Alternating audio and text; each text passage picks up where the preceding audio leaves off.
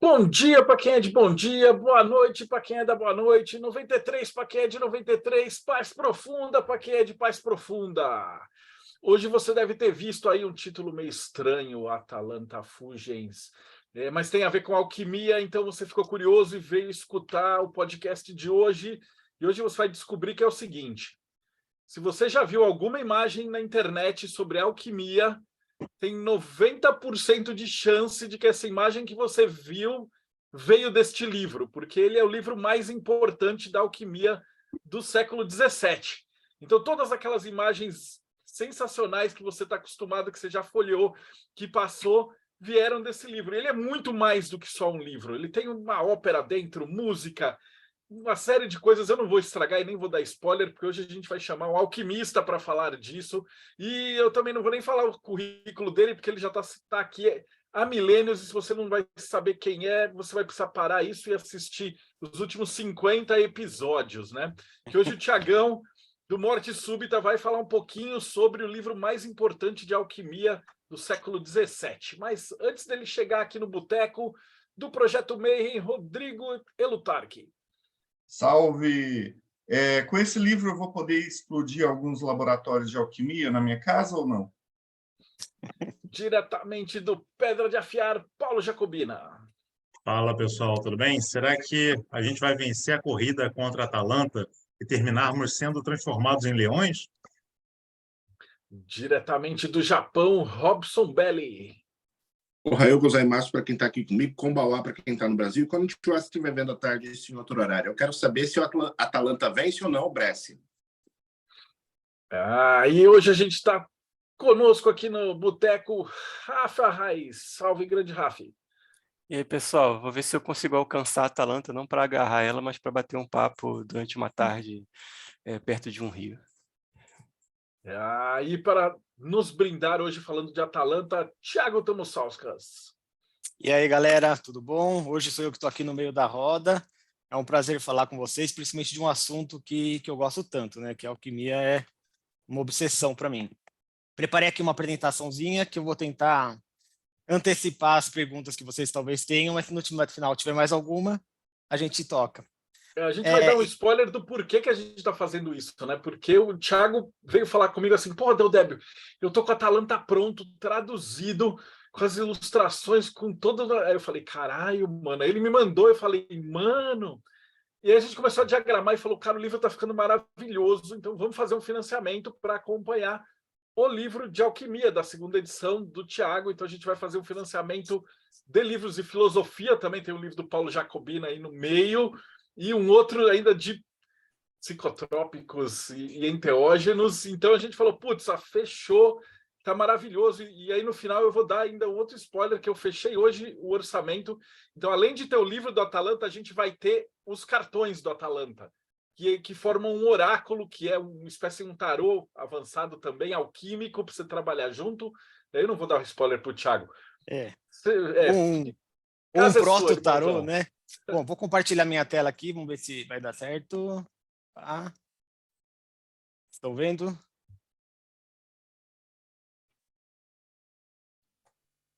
Estão vendo? Sim, sim. Então, beleza. Então, deixa eu pôr tela cheia aqui. Diminuir isso aqui e vamos lá. Bom, Atalanta Fugens, né? Esse nome está em latim, quer dizer a fuga de Atalanta. Nós vamos entender por que a Atalanta está fugindo, de quem ela está fugindo e o que fazer depois que você pegar ela. Essa aqui é uma das ilustrações do livro. Esse livro é muito conhecido na arte, como em geral, não só na alquimia, por causa das ilustrações. Ele, como o Marcelo falou, geralmente quando você vê algum documentário sobre alquimia na Discovery, no History Channel, é a imagem do Atalanta que eles estão usando. Então, vamos começar explicando para vocês por que eu decidi começar a traduzir esse livro para o português. Bom, como já passei aqui no Mayhem outras vezes, o assunto da alquimia é uma coisa que me fascina muito e é um assunto que dá para ser explorado de muitas formas diferentes. Então, eu tenho um interesse particular de trazer para o português os livros importantes de alquimia que ainda não tenham sido traduzidos, né? Ou que estejam esgotados, ou que sejam muito caros. Eu tento democratizar um pouco esse tipo de conhecimento. Então, eu fui atrás justamente de um livro que fosse importante. como é que eu selecionei esse livro? O Marcelo, ele publicou recentemente o Equinox, né, os 3 volumes do Equinox, e lá no tomo 1 tem uma lista de leituras recomendadas da Aston Argento. E lá eu procurei, aqui tem Bhagavad Gita, tem o I Ching, tem o Oráculo dos Caldeus, tem só coisa parruda, né? Vamos ver se tem alguma coisa de alquimia aqui. E lá estava escrito esse tal de Scrutinum Chemicum, sem dar muita informação sobre ele, né? Eu perguntei para 2 ou 3 amigos telemitas, eles falaram que nunca tinham lido lá, apesar de estar na lista de leitura, ninguém nunca leu. Justamente porque não se fala muito de que livro que é esse. Mas lá se fala quem é o autor dele, né? É o Michael Meyer, não é o cara que fez o Shrek nem o Austin Powers, é um cara anterior a esse daí. E ele publicou esse livro, só que esse tal de Escrutínio Químico, na verdade, é uma reedição de um livro anterior, que é o Atalanta Fugens, que foi publicado em Londres na época do Crowley. O Aleister Crowley ele não teve acesso ao Atalanta completo.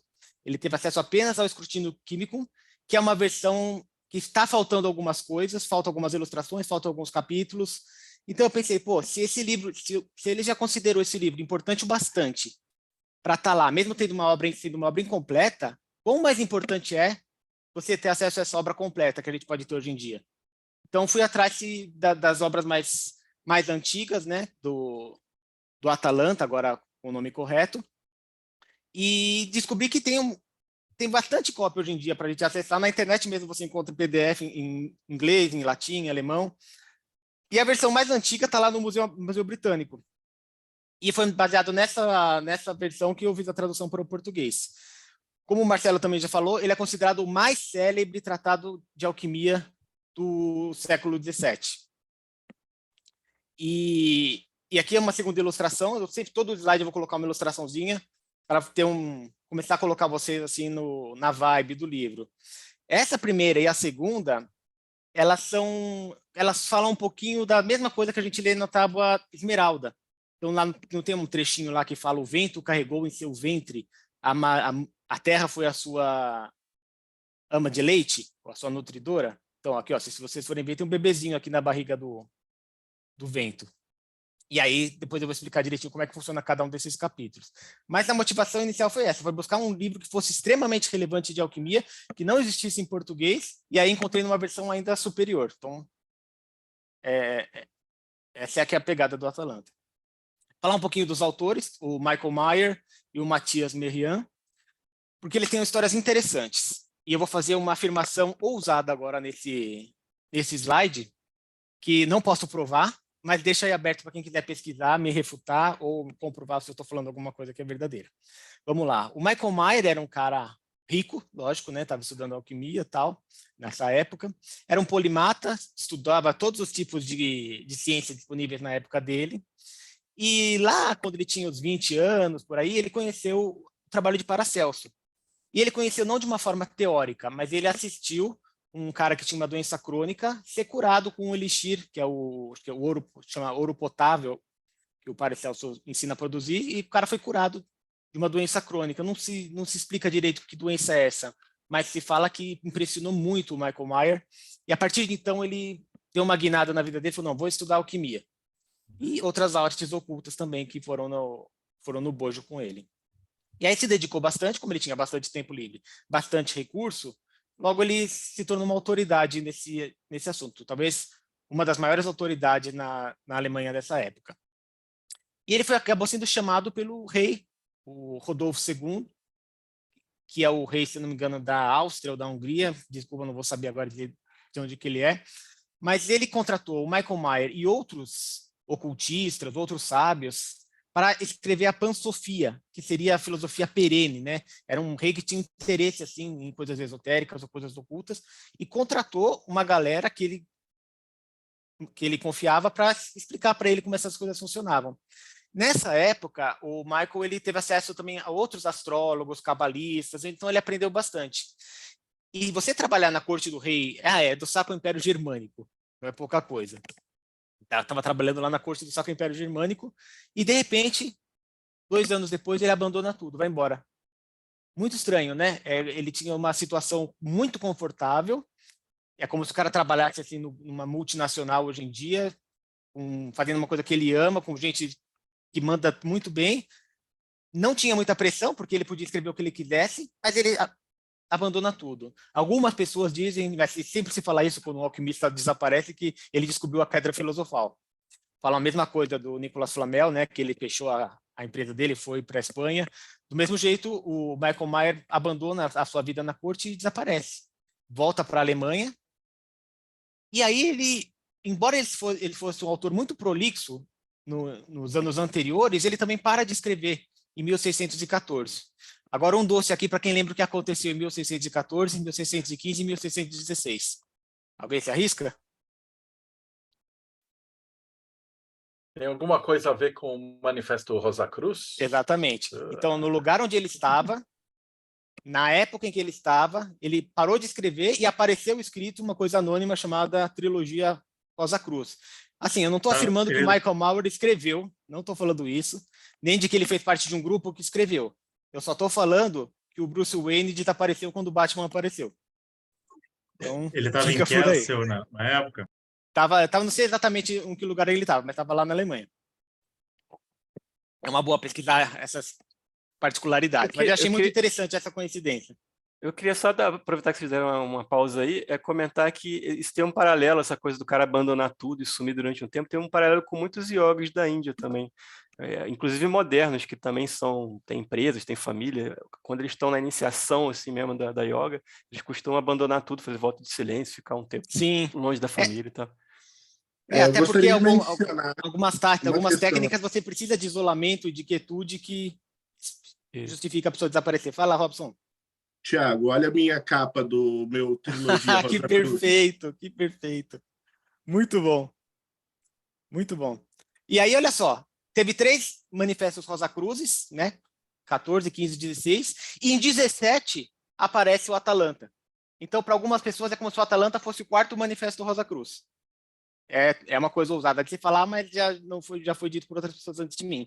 E aí o episódio que mostra por que se é que foi ele que escreveu os manifestos, ou participou de um grupo que escreveu, por que ele começou a assinar as coisas? Bom, o que acontece em 1616, ele participou da Feira Anual de Frankfurt, onde ele pediu autorização do Papa para levar a filosofia de Paracelso para a galera. E assim, parece uma coisa trivial hoje em dia, mas existia naquela época a medicina oficial católica, que era do Galeno, que é uma continuação de Aristóteles, uma continuação do Hipócrates, um pouco do Avicena, mas aquela coisa dos 4 humores. E o Paracelso vai um pouco além disso, né? O Paracelso fala sobre outras coisas que podem causar doenças, fala sobre doenças psicossomáticas, enfim, não agradava o Papa e o Papa não deixou. Não só não deixou, como cassou a licença dele como médico. Então, ele meio que ficou desprovido de recursos e talvez tenha encontrado na publicação do Atalanta uma forma de criar uma renda nova, já que ele não podia mais trabalhar como médico. E, de qualquer jeito, a partir daí, ele foi um grande defensor público do Paracelso, então ele comprou essa briga. Infelizmente, em 1618, começa a Guerra dos 30 Anos e os recursos começam a ficar mais escassos, inclusive coisas que ele precisava para a espagiria começou a ficar cada vez mais difícil de conseguir, e ele acabou assim não conseguindo fazer o trabalho que ele queria. No finalzinho da vida dele, eu não sei exatamente a época que ele morreu, mas foi no final da Guerra dos 30 Anos. E um pouco antes, um pouco depois. E o chato é que um pouco antes disso, o outro imperador do Sacro Império Germânico mandou um convite para ele, falou, olha, volta para cá, eu soube da sua situação, volta para cá para você trabalhar para a gente, continuar o do seu projeto, né, da Pansofia. Só que ele nunca recebeu essa carta, ele morreu antes disso. Então, ele morreu meio que sem colher os frutos do seu trabalho. Agora, esse outro cara aqui é o Matheus Merian. Ele é fabuloso porque ele é o cara que dá as ilustrações, né? Ele que desenhou. Então, por mais que tenha as indicações do Michael Mayer, ele que é o artista plástico que deu vida a toda essa imaginação. E ele entrou meio que nessa de gaiato, porque ele era cunhado do editor, que foi com que o Michael Mayer contratou para publicar o livro, e ele desenhava. Então, falou, você que desenha, você vai desenhar isso daí também. Então, ele não era um grande alquimista, mas ele estava no lugar certo na hora certa. E trabalhou para o Atalanta, que foi um puta sucesso, tipo, vendeu muito, tipo, estava todo mundo já muito entusiasmado com essa história de rosacrucianismo, então estava no lugar certo na hora certa, e lançou o livro certo que bombou. Vendeu demais, todo mundo comprou, e a empresa do sogro dele, tipo, fez muita fama. Tanto é que depois, nos outros anos, outros livros eles fizeram com parceria com o Michael Meyer. Tem o Ludo Serious, que é jogo sério, que também é de alquimia. Tem o Teatro Químico, que na verdade não é do Michael Meyer, mas é um compilado de vários alquimistas do passado, mas que foram ilustrados com ilustrações inéditas do Matheus Merian. Depois ele ilustrou as 12 Chaves do Basílio Valentim, e o melhor de tudo isso é que o sogro dele morreu e ele, como era uma sociedade machista, ele acabou herdando a empresa da mulher. Então ele foi quem se deu melhor nessa história, foi o desenhista. Ele teve aqui é digno de nota, porque ele teve uma filha chamada Maria Sibila Merian. Esse nome Sibila é curioso, né? Mas o legal é porque ela foi uma grande ilustradora também no campo da ciência, ilustrou muito sobre a botânica do Novo Mundo, e fez a fama dela por si só. Mas ela tem esse histórico, assim, de onde que ela veio, é legal conhecê-la. Então, basicamente, embora o Atalanta seja famoso como uma obra do Michael Meyer, aqui a gente não está falando de um livro simples, tá? A gente está falando de alguma coisa do tipo Watchmen. Então, nós temos o Alan Moore aqui desse lado, e tem o David Gibbons aqui do outro. Você tem o ilustrador e você tem o roteirista. O Atalanta é um pouco mais complexo do que um graphic novel, a gente já vai entender por quê. Mas é importante citar os dois caras e não um só. Bom, qual que é a proposta da obra? A proposta da obra é falar sobre alquimia, tá? Isso é óbvio. E no prefácio, o Michael Meyer ele fala sobre as 3 vidas fala que o ser humano é um compêndio da natureza, então tem aquele negócio de microcosmo, macrocosmo, e que o ser humano passa por 3 vidas, uma vida vegetal, uma vida animal e uma vida verdadeiramente humana. A vegetal, ele diz que todo mundo passa quando está na barriga da mãe. Nós somos praticamente como plantas que têm uma raiz na mãe e fica lá sendo nutrida, sendo cuidada e só se preocupando em crescer. Quando a pessoa nasce, entra no mundo dos sentidos e passa a ter uma vida animalesca. Então, é a vida da criança que está crescendo, aprender a usar o seu próprio corpo, a lidar com os sentidos, a lidar com o mundo objetivo ao seu redor. E ele fala que muitas pessoas param por aí. Mas uma outra vida é possível, que seria a vida humana propriamente dita. Não que essas pessoas que não façam isso não sejam humanas, mas elas não estão conseguindo alcançar a potencialidade máxima dela, que, segundo o Michael Meyer, só é possível através da arte, da filosofia, da ciência, ou seja, de uma certa abstração. Então, o objetivo do Atalanta é justamente fornecer essa abstração num nível elevadíssimo para que a pessoa possa se tornar um ser humano completo. Para isso, ele criou 50 capítulos, e cada capítulo é composto por 50 ilustrações, bastante simbólicas e detalhadas, 50 fugas. Fugas é um estilo musical, até porque é uma trocadilho, né? A fuga de Atalanta tem a ver com uma história da Atalanta, que já vou contar para vocês, mas é também um estilo musical de geralmente 3 vozes, e que uma voz começa, depois a outra vem como se estivesse atrás dela, e depois às vezes uma terceira. Então é como se fosse uma fuga.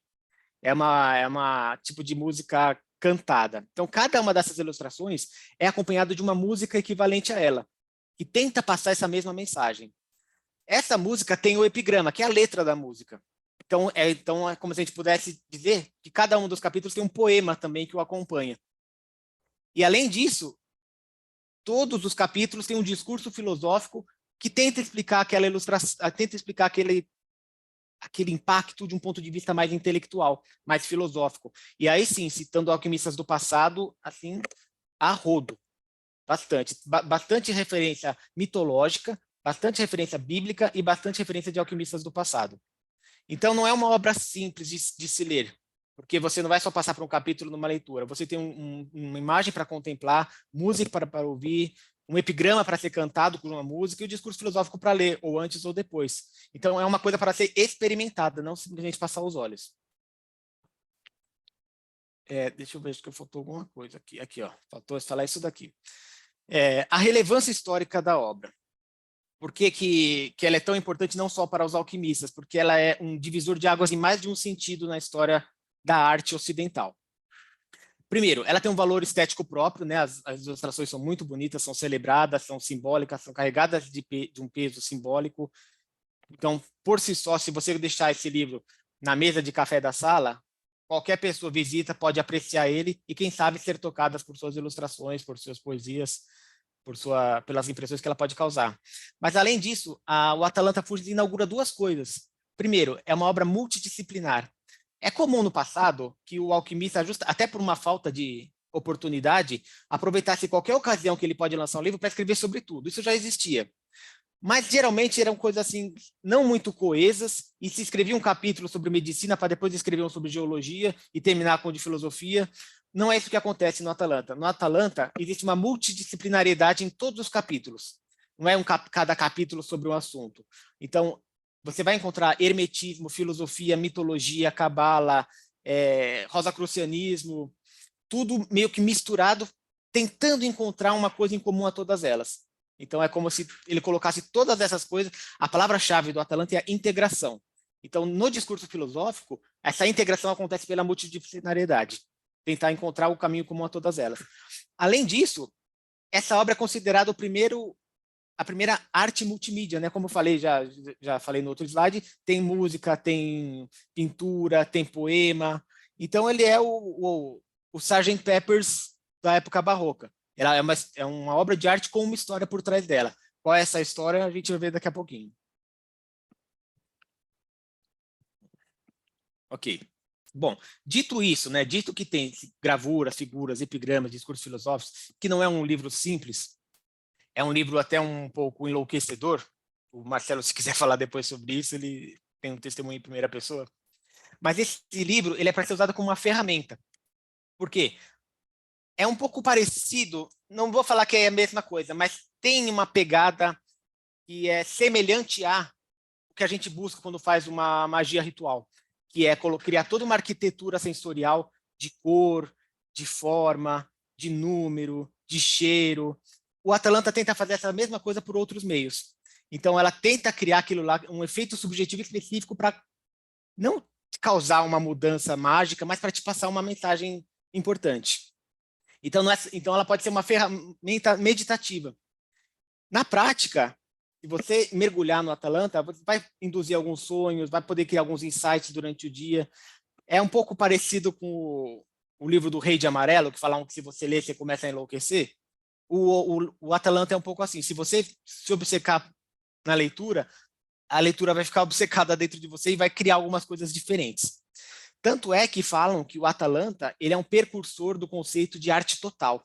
O que é arte total? É aquele conceito que o Wagner usava muito nas óperas, de criar uma arte que junte todas as artes para criar um efeito positivo, um efeito poderoso e estético que impacta a pessoa de um jeito que nada antes tinha feito.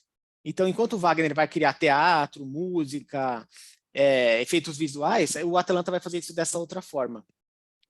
E por isso a gente pode dizer também que o Atalanta foi o precursor da ópera wagneriana, porque a ópera wagneriana também tem esse mesmo efeito, né? Ela tem sentidos esotéricos dentro dela que se passam de uma forma que vai além da intelectualidade. Ok.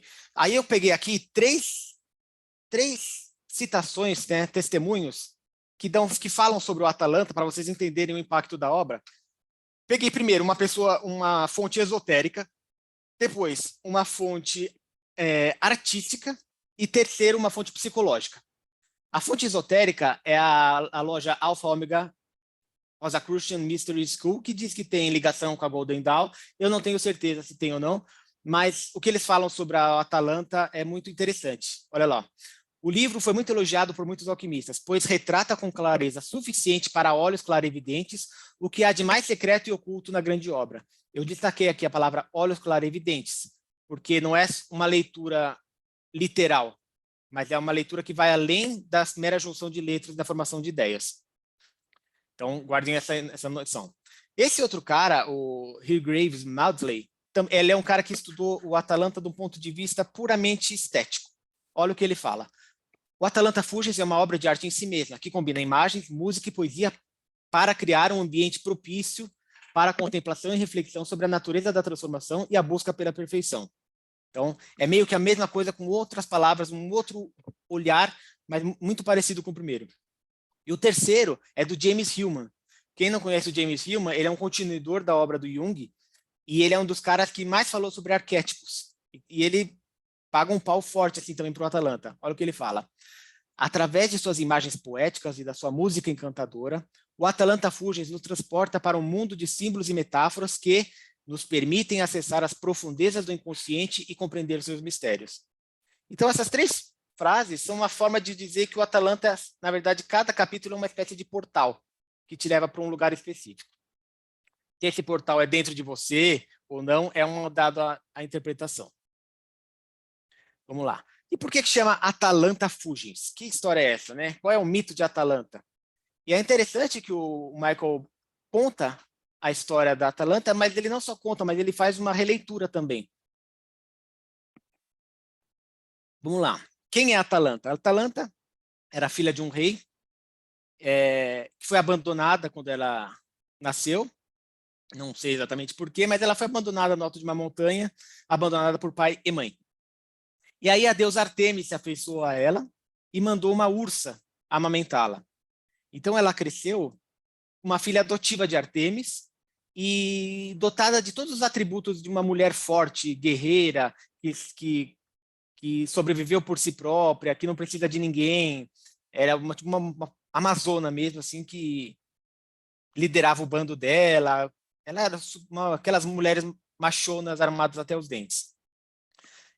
E só que, além de ser muito poderosa, e talvez até por isso, ela atraía muitos homens. E todo mundo queria casar com a Atalanta, mas ninguém conseguia, porque ela não se dobrava para qualquer um. Ela era uma mulher poderosa. E ela não dava chance para qualquer tipo de cortejo e não tinha também interesse em homens fracos. Então ela falava assim, olha, eu só vou me casar, só vou me coabitar com aquele homem que me vencer numa corrida. E muitos homens tentaram, né? Os maiores velocistas, os grandes guerreiros, os atletas, todos acharam que tinha uma chance com a Atalanta e fizeram essa corrida com ela. Só que ela era muito foda e ninguém conseguia pará-la. Ela ganhava todas as corridas. Aí esse cara, que é o Hipomenes, ele fez um pedido a Afrodite, né? A rainha do amor. Falou, olha, eu estou muito apaixonado pela Atalanta. Olha como ela é forte, olha como ela é vigorosa, olha como ela consegue tudo que ela quer. Eu preciso dessa mulher para mim. E a Afrodite falou assim, tá bom, você vai ganhar ela, mas você não vai ganhar ela na força bruta, você vai ganhar ela com astúcia. E aí a Afrodite falou para ele colher alguns pomos dourados. A galera do discordianismo vai lembrar dos pomos dourados, né, que vira e mexe aparece na mitologia grega, mas nesse caso os pomos dourados causam um tipo diferente de discórdia. A ideia era, antes da corrida, você espalha esses pomos assim, coloca um pomo no meio do caminho, e aí ela vai ver aquilo lá, vai ficar fascinada e você ultrapassa ela. E assim foi feito. O Pâmedes combinou a corrida, vamos lá, tá, se eu ganhar a corrida com você, a gente vai virar um casal, certo? Certo, concordo. Então vai, valendo, saíram da frente. Aí, assim que começou a corrida, ele já jogou a maçã bem longe, ela estava passando, olhou para aquela maçã sobrenatural e ficou fascinada, né?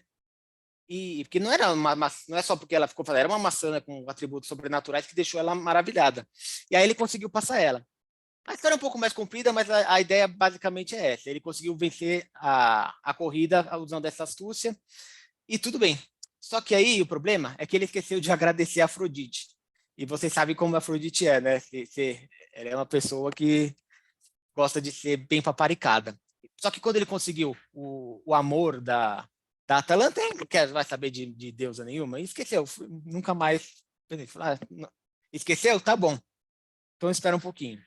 Aí ele estava lá fazendo sacrifício para Zeus, né, um outro deus, né, um outro momento, ou seja, tinha esquecido completamente. E a Afrodite fez alguma coisa que eles não se seguraram e transaram lá no templo de Zeus. Então foi um bafafá. E o Zeus ficou irado, e só Zeus pode transar, né? Ninguém mais pode. E ele jogou lá uma maldição e transformou os dois em leões. Uma leoa alada e um leão sem asas para ela fugir dele e ele correr atrás. E essa é a história da Atalanta Fugens. Só que o Michael Meyer, ele fala que talvez ter leão não seja um castigo.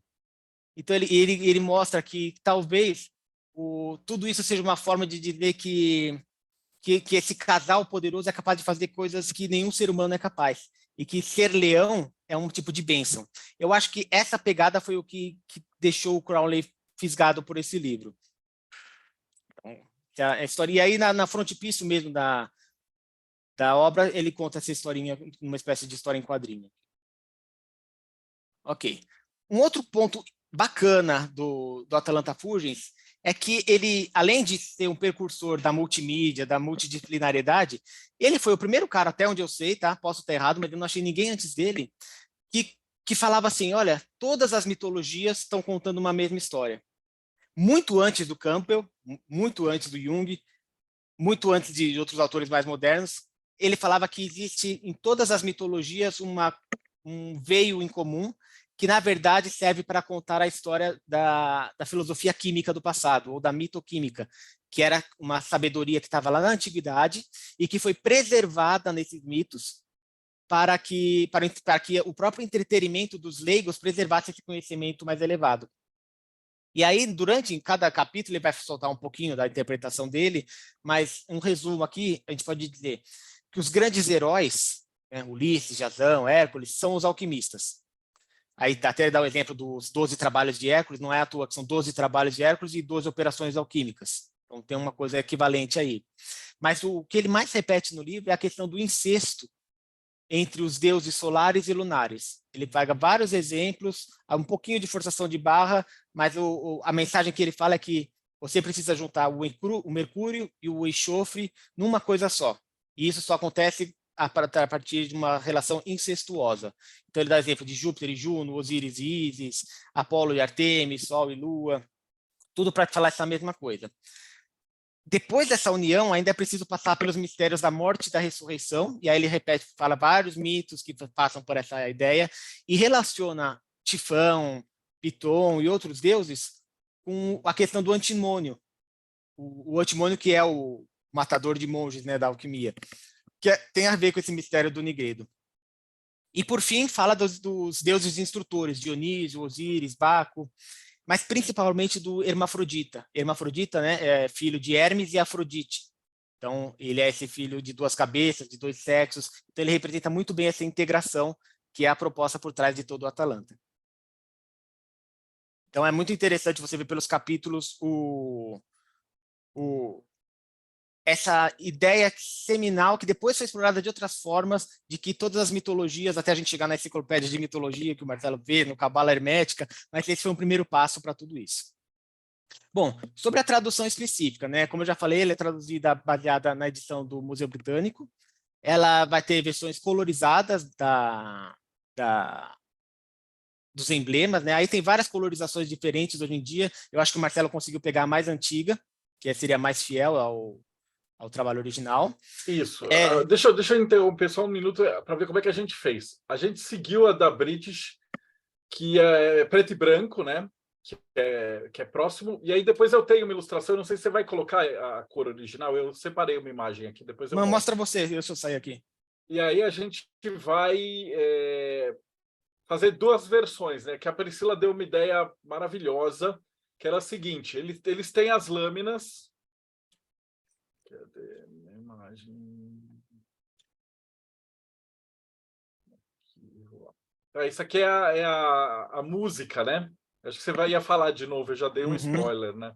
Não, tudo então, bem. Ele dá a letra da música. Então, quem sabe tocar violão, piano, essas coisas, consegue tocar essa parada. Legal. Né? Mas aí eu não estou dando spoiler. Mas ele tem essas cores, né? Porque era feito pelo sistema de tinta da época e tal. E a gente arrumou os cartões que vão ficar com a cor mais próxima da original possível. Então, a ideia é que ele seja o mais fiel à obra original possível. Então, aqui ele vai tendo os discursos, e, ó, então vai ser com as cores bonitinhas e tal, como era para... Mas, Marcelo, vai ter, então, em preto e branco dentro do livro e os cartões à parte coloridos, é isso? Isso. No livro ele é preto e branco, né? Porque o livro é preto e branco. E a parte dos cartões. Por que os cartões separados? Porque isso aqui, eles são os emblemas, eles são as etapas da alquimia. Acho que o Thiago vai explicar um pouquinho. E as etapas da alquimia, elas seguem mais ou menos como as etapas do tarô. Então, quando você estuda o livro, você consegue usar essas emblemas, porque como você está na sua vida fazendo todas as etapas da alquimia ao mesmo tempo, é possível, a gente vai fazer todas elas com verso igual, então você vai poder elas têm lá todos os emblemas, tudo certinho, mas quem quiser vai poder embaralhar e estudar isso ou fazer uma tirada para ver como é que está a própria vida e tal. Não tanto como a função oracular de ver futuro, ver namorada do tarô, cartomancia, mas um bagulho que é altamente voltado para o autoconhecimento, entendeu? Para a sua jornada alquímica. Isso tornaria ele tipo um mega tarô, assim, uma coisa assim, tarô voltado para autoconhecimento. E a gente achou a ideia do caralho, então a gente está orçando para fazer junto no projeto. Desculpa a interrupção. Não, maravilhoso, foi muito bom. Vou voltar aqui. Beleza. Estão vendo já? Sim, né? Ok. Nesse espírito que o Marcelo falou de se manter fiel ao original, eu optei de manter a tradução, fazer uma tradução literal do latim para o português e manter o original latim por causa da sonoridade original. Então, não me preocupei em deixar a parte de português com uma tradução poética, até porque precisa ter um talento muito especial como o do Ralph aqui. Então, eu coloquei só uma tradução exatamente, às vezes até um pouco mais explicativa, porque precisa de alguns detalhezinhos assim que não é muito fácil de entender hoje em dia, mas o original está logo do lado em latim. Uma coisa legal... Fala, Rafa, tá? Seu microfone está parado aí. Não dá para te ouvir. Deixa eu só fazer um comentário que você me citou aí, que eu sou totalmente contra você forçar uma rima numa tradução e perder o sentido original da coisa. Ainda mais entendeu? numa obra assim. Sim, então, sim. eu concordo totalmente contigo. Você não tem que forçar rima nenhuma se você vai, para isso, perder o sentido original, que é muito mais importante. Né, cara? Muito bom, isso mesmo. E também é uma ferramenta para quem quiser estudar latim, né, gente? A gente sabe que latim continua sendo importante e é uma ferramenta que tem uma tradução aí do lado, é uma coisa gostosa de aprender. Não ficar só no latim per figura ilustrata. Outra ferramenta bacana que eu coloquei aqui na versão em português é um capítulo adicional com algumas indicações de recursos musicais. Porque já passou muitos séculos e, claro, muita gente já gravou as fugas de várias formas diferentes. Então, nesse capítulo, eu vou ensinar como é que você faz para encontrar na internet mesmo as gravações mais interessantes assim para você poder escutar enquanto lê, enquanto observa, para ter essa experiência não só lendo, mas ao mesmo tempo escutando, vendo e passando por tudo junto. Tudo junto ao mesmo tempo agora, vai ganhar o Oscar. Bom, coloquei também uma biografia dos autores aí, para quem quiser um pouco mais detalhada do que eu passei aqui. E uma coisa bacana que coloquei muita nota de rodapé, porque ele cita muito livro com nomes esquisitos, muita coisa de mitologia que nem todo mundo conhece. Então, para você não ficar... Para quem não manja, não ficar perdido assim, tem referência, sempre que eu acho que tem um nome esquisito, ou de um deus, ou de um pensador, ou de um livro, tem uma notinha de rodapé explicando, aí quem quiser explorar isso por si só, vai lá e vai atrás depois. Uma outra coisa que eu coloquei aqui foi uma descrição, né, que chama Pra Cego Ver, que é se você for ler o Atalanta para uma pessoa com deficiência, você consegue, através dessas descrições, falar para essa pessoa exatamente o que tem nessas ilustrações. Então, essa é uma coisa que não tinha no original, mas eu acho que é um recurso bacana da gente adicionar hoje em dia. Portanto, a versão que a gente vai produzir aqui do Atalanta é, até onde eu sei, a versão mais completa do Atalanta em qualquer língua, porque eu nunca vi nenhuma edição que tenha esses recursos que a gente vai colocar aqui para vocês. Principalmente as notas de rodapé, acho que enriqueceram bastante assim a obra. Ok, próximo. Eu coloquei agora alguns exemplos aqui de emblemas e de poesias, só para a gente ter um gostinho da coisa. Esse aqui é o emblema 10, né? No livro, eu optei por dar um título, no original não tem títulos, tá? Mas só para facilitar a referência, os títulos são chamados naquela mesma tradição bíblica de usar as primeiras palavras para falar que é o nome do capítulo. Então, esse aqui chama, por exemplo, De Fogo. Então, de fogo ao fogo, Mercúrio ao Mercúrio, e isso é o suficiente para ti. Aí o poeminha é assim: a máquina depende da corrente conectada desse mundo. Essa corrente conectada desse mundo é uma referência à corrente de ouro de Homero, que é aquela corrente que liga o céu e a terra. Totalmente, tudo ama o seu igual. Mercúrio é unido a Mercúrio. E dessa forma, acende esse fogo e arde o seu objetivo criado. Aqui na ilustração você vê que tem o Mercúrio chegando e já tem o Mercúrio sentado trabalhando, né? Porque os deuses podem estar em mais de um lugar ao mesmo tempo. E é Vulcano que dirige Hermes, e Hermes vem para o lado, liberta Cíntia. Cíntia é uma notinha de rodapé, para dar um exemplo. Cíntia é um dos epitetos de Artemis. Então, você já entende que é uma deusa lunar. E Apolo, o deus solar, liberta sua irmã.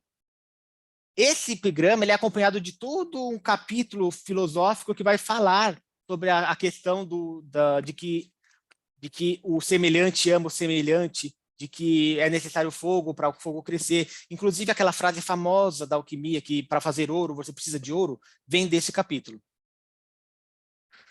Aqui um outro capítulo. Se você matar um dos 4, todos eles morrerão. Aqui esse capítulo é uma certa crítica à alquimia, né, pré-Paracelso, que se baseava só nos 4 elementos, né? Então um pouco de crítica também ao Galeno, que falava que para você curar uma doença é só você colocar o oposto dessa doença nessa pessoa. Então, se tem excesso de água, você coloca fogo. E aí ele faz uma crítica a essa questão, coloca a visão de Paracelso de que existem outras influências, de que existem influências espirituais, de que existem influências siderais, né, ou astrais, como a gente fala hoje em dia. E o poeminha segue assim: 2 e 2 irmãos em longa fila, um traz terra, um dos 4 à direita daquele, água. Há uma porção de demais de ar e fogo. Se deseja que pereçam, basta matar um. E a morte do parente de sangue eliminará todos, pois estão ligados por laços mútuos da natureza.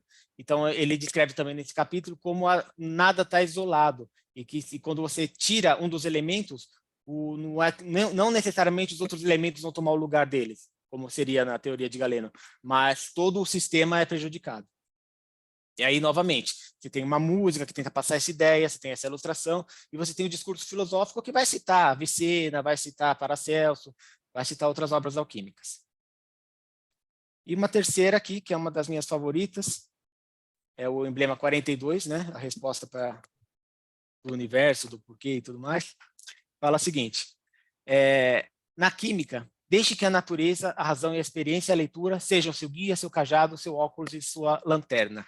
Então, na ilustração, nós vemos um filósofo da natureza, ou seja, um alquimista, seguindo os passos da natureza, que a alquimia é isso, né? Você seguir a natureza, seguindo cada uma das suas pegadas numa noite, e que em busca daquilo lá que lhe falta, né? Que é essa busca por integração. E nessa busca, a natureza tem que ser a sua orientação, a sua guia. A razão tem que ser o seu cajado, ou seja, para você não se vacilar em qualquer crença, você se apoia no cajado da razão, firma ele na terra da experiência para ver se tem alguma coisa lá mesmo e consegue a sua caminhada. Então, ele é um auxílio para que não seja uma crença cega. O óculos é a experiência para que você enxergue os próprios erros e não cometa eles várias vezes seguidas e olhe para onde você está andando. E a lanterna é o estudo, né, ou a leitura, porque outras pessoas já seguiram esse caminho antes de você, e essa luz que essas pessoas seguiram também pode te orientar. Mas o importante que a luz não é para você seguir a luz, ou seja, não é para você seguir esses autores, mas para você seguir a natureza para a qual esses autores estão apontando. Essa ilustração eu acho ela muito bonita e muito significativa. E é um dos capítulos mais interessantes, assim, porque ele dá conselhos morais, conselhos práticos para o trabalho, não só dos alquimistas, mas para os esotéricos em geral. Bom, se alguém me perguntasse assim, qual que é a mensagem principal por trás do Atalanta, eu diria que é a mensagem de integração.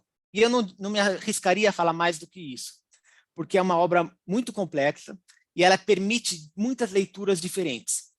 Aqui nós temos, por exemplo, o Stanisław Glowacki e o Adam MacLean, que fizeram leituras puramente alquímicas dessa obra. Então ele vai fazer, como o Marcelo falou, que cada uma dos capítulos está falando ou de uma operação, ou de um elemento, ou de uma prova, ou de uma experiência que o alquimista precisa fazer. Essa é uma leitura possível e talvez a leitura mais óbvia. A segunda leitura é que não é especificamente de alquimia, mas ele está falando de uma filosofia perene que não é só segmentada dentro da alquimia. Então, o René Guénon falou sobre isso. Essa alquimista aí, a Mary Ann Atwood, tem uma história muito interessante, foi uma das primeiras alquimistas do século XIX, e o contexto do século XIX é que a alquimia meio que abandonou a parte operacional e estava migrando para uma quase puramente filosófica, quase puramente esotérica, sem laboratório, sem espagiria, mais filosofia mesmo. E essa Mary Ann Atwood escreveu um livro que, se fosse ler hoje, ele pareceria uma espécie de mentalismo, sabe? De novo pensamento, daria para fazer uma leitura dessa de hoje em dia, de poder do pensamento e tal. Então ela faz uma leitura do Atalanta aplicando esses conceitos herméticos. E o pai dela estimulou muito que ela para ele escrevesse, mas quando ela escreveu, ele foi ler e falou: meu, você escreveu demais. E comprou tudo e queimou. Então, foram por muito tempo foi muito difícil as obras dela, hoje em dia já se acha. Também tem uma interpretação puramente artística, né? O Deleuze, por exemplo, ele mostra como o Atalanta é tão inovador na questão de fazer uma narrativa não linear, que a gente conhece hoje como Tarantino, né? Você escreve uma história, corta em pedacinhos, joga para cima e conta na ordem que cair. Então, o Atalanta, ele não necessariamente o primeiro capítulo é o começo da história. E encontrar o começo da história é parte da brincadeira. E aí você vai ter que encontrar a segunda parte. Então é como se fosse um livro-jogo sem números, porque você que vai criar essa história. E com Essas são as três. Com os cartões vai poder fazer isso, Sim, literalmente. exatamente. Sim, vai poder experimentar, né? E aí outras duas interpretações muito famosas do Atalanta, né? É a interpretação do Carl Gustav Jung, o livro Psicologia e Alquimia dele é sobre o Atalanta. Então, ele enxergou aqui o desenvolvimento da psique, a questão da integração do ânima com ânimos, a questão da sombra. Então, essa é uma interpretação moderna que também é possível do Atalanta. E o Crowley, lógico, enxergou aqui os segredos da magia sexual, que é um assunto que também pode ser encontrado aqui para quem souber ler. Temos também Umberto Eco, Joseph Campbell, Terence McKenna, ou seja, tem muitas interpretações possíveis para a obra. A minha sugestão é que cada um experiencie ela por si só, não leia, experiencie ela por si só e tire suas próprias conclusões. Esse é o Atalanta que a gente está trazendo aí para vocês, espero que vocês gostem. Alguém tiver alguma pergunta?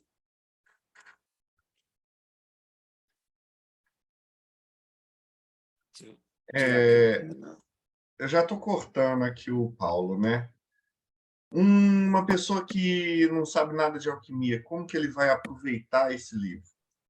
Eu acho que uma pessoa que sabe muito de alquimia pode aproveitar o livro descobrindo que não sabe tanto assim. Então, uma pessoa que não sabe nada talvez faça uma leitura melhor. Ele é um exercício de humildade, sabe? E a minha pergunta é, quando é que a gente vai tocar nesse livro na versão em português? Aí é com o patrão aqui. Ele já está sendo diagramado nesse exato momento. Eu vou até que eu separei aqui. Deixa eu ver se eu consigo dar um share aqui para vocês. Pof. Então ele está sendo diagramado aqui, né? Então cada uma das faixas, o emblema, a imagem. Isso aqui vai ser naquele papel pólen bonitão para até simular o desenho do papel original, né? Que é aquele papel mais amarelado, bonitão, né? Aqui você vai ter as notas musicais. Então para quem o pessoal tocar o emblema aqui com o desenho, com a tradução, o discurso, uma porrada de nota de rodapé, né? Então aqui ele vai destilando tudo com um monte, assim, muita nota de rodapé mesmo, né? Ele está bem descrito. E aí o segundo emblema, o terceiro, o quarto e vai embora, né? Então ele está praticamente finalizada a diagramação, vai ser capa dura.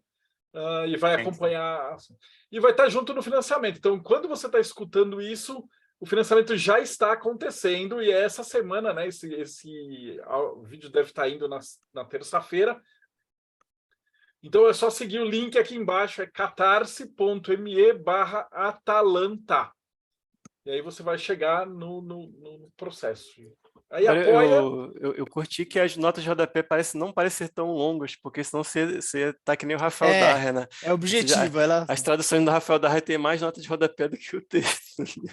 É que quando eu vejo que a nota de rodapé começa a ficar grande, eu transformo num artigo para a revista Hermetismo, para o Eu acho que o Daher gastou demais no rodapé. Elas são muito importantes, porque, como o Thiago falou, tem muita citação a outros personagens da mitologia, a outros poetas, a outros alquimistas. Uma coisa interessante, às vezes ele não cita o livro, às vezes ele só cita o autor, mas não fala de qual livro, então eu fui atrás de qual livro que era e coloco na nota, esse tipo de coisa. Então é isso, galera. Eu lembrei de uma coisa aqui que eu não perguntei na hora que você falou. Você falou que o livro vendeu muito. Você tem noção do que era vender muito? De quanto dinheiro você ganhava com eu não sei, né? Eu sei que se fala que vendeu muito e a questão não é essa visão industrial que a gente tem, porque o livro em si era caro, né? Era um artigo de luxo. Então vender muito, não vendeu muito que nem vende hoje, mas vendeu para pessoas que tinham muito dinheiro e pagaram bem. Não, acho que os livros eram caríssimos na época, de qualquer forma, e eu acho que, não sei se ele deu para ele viver a vida toda, parece que não deu por causa disso, mas acho que ajudou bem durante alguns anos, pelo Sim, menos, sim. provavelmente. Resolveu o problema dele, né? Fantástico, cara. Eu Isso acho aí, que... galera. Vamos começar, então. Rodrigo Lutarque, considerações finais. Olha, fiquei sem palavras. O livro é fantástico. Quero ele aqui na minha estante. E para você, muito obrigado. O trabalho dos dois estarem fazendo isso. Paulo Jacobina, considerações finais. É uma obra incrível. Para quem nunca leu, leia, vale a pena, ainda mais o material em português. Para quem já leu, leia de novo, porque esse é um daqueles tipos de livro que você nunca vai parar de ler. Cada vez que você for ler, você vai ter uma visão diferente, você vai perceber coisas diferentes. Então, é algo que você precisa ter físico na sua casa para que você acessar sempre que possível. Robson Belli, considerações finais. Vou fazer uma consideração um pouquinho longa, porque eu até escrevi essa consideração que eu queria fazer no final. A tradução do livro Atalanta Fugens para português é importante por vários motivos. Primeiro, porque ela permite que as pessoas tenham acesso a uma obra fundamental da alquimia que não é encontrada em português até hoje. E que até então estava disponível em outros idiomas, mas isso estava fora do alcance da grande maioria de várias pessoas que querem estudar, querem conhecer a alquimia também. Além disso, a tradução portuguesa valoriza a cultura da língua portuguesa ao tornar disponível uma obra que é assim tão importante para o desenvolvimento da grande obra para o pessoal em geral do ocultismo brasileiro, né? Por fim, a obra, o Atalanta Fugens, em português, do Tiago, também representa um importante trabalho de pesquisa e da difusão da cultura alquímica. Ele já tem lançado outros livros de alquimia, mas esse vem para complementar e trazer para o nosso cenário nacional algo único, né? Que já está disponível para outros alquimistas em outras partes do mundo, mas agora está vindo para nós também, agregando muito nesse patrimônio cultural e histórico do nosso país. Parabéns, Thiago, parabéns, Marcelo. Valeu. Rafa Reis, suas considerações finais. Parabéns ele pelo trabalho maravilhoso, que bom que vai ter esses cartões aí coloridos. Eu já estou aqui me visualizando, lendo cada capítulo com um cartão na frente e de preferência ouvindo a música junto, num quarto fechado e quietinho, sem ninguém para atrapalhar. Então acho que eu vou saborear essa obra com o devido cuidado, que vai ser uma coisa maravilhosa. Obrigado. E vale, antes de terminar, junto com esse livro vai estar saindo o Princípio Alquímica, segunda edição, que aí a gente vai gravar um só novo, porque ele basicamente não era um outro livro, a primeira edição está esgotada, e a segunda edição está praticamente 3 vezes maior que a primeira, ele inclui um monte de coisa, então nós vamos gravar um episódio só para falar disso. E também o Psicotropicon, que vai tratar de psicotrópicos, enteógenos, cigarros, bebidas e uma série de outros aspectos dentro da alquimia. Aí, então acabou ficando um conjunto mesmo, né? A gente tenta fazer uma curadoria bem bacana, e para complementar isso tem a visão também filosófica. Então você vai aprender assim, tipo, eu quero ver o Atalanta, mas como é que você filosofa a partir do Atalanta? E aí a gente vai ter o livro do Paulo Jacobina que complementa todos esses, né?